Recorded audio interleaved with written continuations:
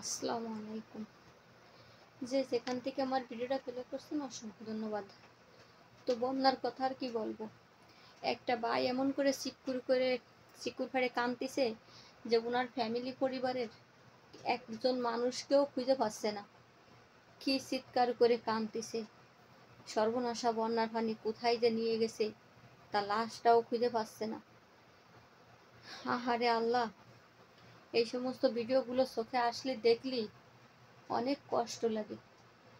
তো যারা ভালো আছেন, সুস্থ আছেন, আর যারা ভালো নাই তাদেরকে সবাই সহযোগিতা করবেন, পাশে থাকবেন। আমাদের বাংলাদেশটা যেন কিরকম হয়ে গেছে, যেন একটা ইস্যু শেষ হয়ে পড়তেছে না আর একটা ইস্যু শুরু হচ্ছে। আল্লাহ পাক যে কি গজব দেওয়া শুরু করে দিছে আমাদের বাংলাদেশে।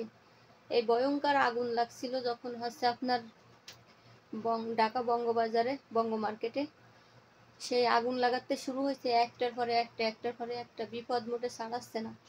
তো আমরা যে যেখানে আছেন না কেন সবাই বেশি বেশি আল্লাহর কাছে দোয়া করবেন, বেশি বেশি নামাজ পড়বেন, তওবা করবেন যে আল্লাহ যেন আমাদের এইরকম বিপদ থেকে আল্লাহ মুক্তি দেয়, যেন আমরা যেন ভালো থাকতে পারি, সুস্থ থাকতে পারি, সবাই যেন ভালো থাকি। আর এই বন্যার পানি কবে শেষ হবে তা জানি না। যেসব ভাই বোন বিপদে আছে, অনেক কষ্টে আছে, সবাই সবার পাশে দাঁড়াবেন ইনশাআল্লাহ। আমিও যতদূর পারি চেষ্টা করব।